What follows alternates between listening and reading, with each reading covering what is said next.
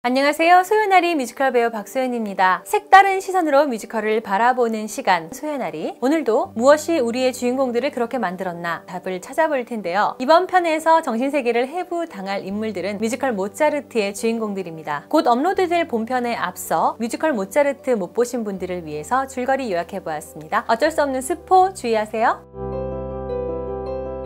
볼프강의 아내였던 콘스탄체 베버와 후원자 메스머 박사가 볼프강 모차르트의 시신을 찾기 위해 그가 묻혀있는 공동묘지를 찾아오고 두 사람의 회상에 의해 극이 시작됩니다. 비범한 음악적 재능을 지닌 어린아이 볼프강, 신동 볼프강은 귀족들의 살롱 음악회에서 피아노 연주를 하고 신이 내린 천재라는 예찬을 받습니다. 아버지인 레오폴트는 어린 볼프강과 그의 누이 난네를 데리고 유럽 전역을 투어하며 후원자들을 끌어모으죠. 하지만 시간이 흘러 성장한 볼프강은 큰 주목을 받지 못한 채 아버지와 함께 콜로레도 주교에게 고용되어 잘츠부르크에 머물게 됩니다. 볼프강은 자신의 있는 그대로의 모습을 사랑해주지 않고 위계적 질서에 순응하며 천재성만을 요구하는 아버지를 원망하며 계급 사회에서 벗어나는 자유를 꿈꾸죠. 스스로의 천재성이 자신에게 자유를 가져다 줄 것이라고 확신하는 볼프강. 복종을 강요하는 강압적인 콜로레도 대주교에게 맞서게 되고 이 일을 계기로 어머니와 함께 결국 잘츠부르크를 떠나 만하임으로 가게 됩니다. 만하임에서 볼프강은 베버 가족들을 만나게 되는데 그들의 계략으로 인해 가지고 있던 재산마저 탕진하게 되죠. 어려운 생활 속에서 어머니마저 돌아가시자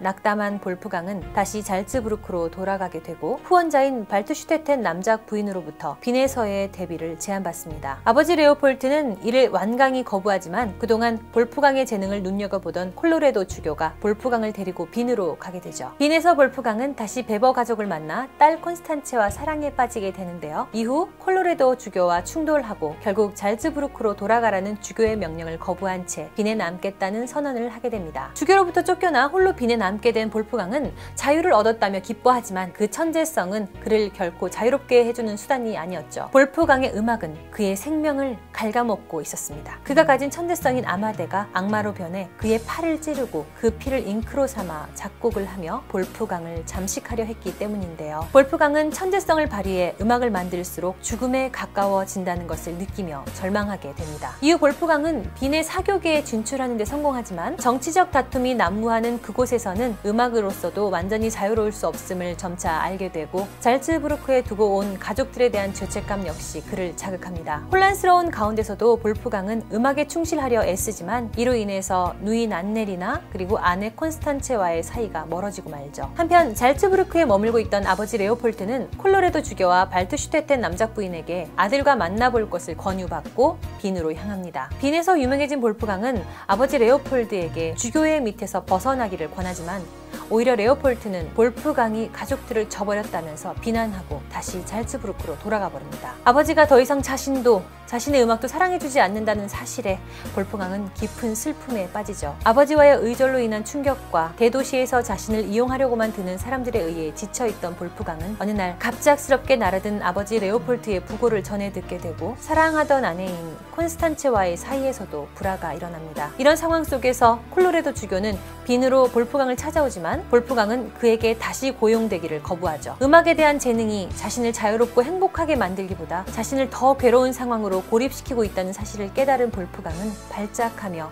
자신의 운명에 반발하지만 그럼에도 불구하고 그는 숙명으로부터 벗어날 수가 없습니다. 결국 볼프강은 스스로 믿어왔던 천재성에 의하여 죽음을 맞이하며 극은 막을 내립니다. 간단히 주요 등장인물들의 행동을 통한 성격 살펴보겠습니다. 볼프강 모차르트. 음악적 천재성을 가진 신동으로 주목받으며 성장기를 보냈지만 성장한 후에는 계급 사회 속에서의 속박에 염증을 느끼게 됩니다. 스스로의 천재성이 자신에게 자유를 가져다 줄 것이라고 확신하며 음악을 통한 제도와 신분의 자유를 갈망하는데요. 계급 사회에 순응하며 천재성만을 강요하는 있는 그대로의 자신을 인정해주지 않는 아버지로 인해 평생 괴로움 속에 살아가던 그는 마지막까지 자신의 재능에 의한 자유를 누리지 못하고 오히려 자신의 천재성에 의해 생명을 잠식당하는 비운의 인물입니다. 레오폴트 모차르트. 당대의 작곡가로서 천재적인 작곡 재능을 가진 아들을 자신의 방식으로 키우기를 바라지만 성장할수록 더 넓은 세계로 나아가고 싶어 싶어하는 아들로 인해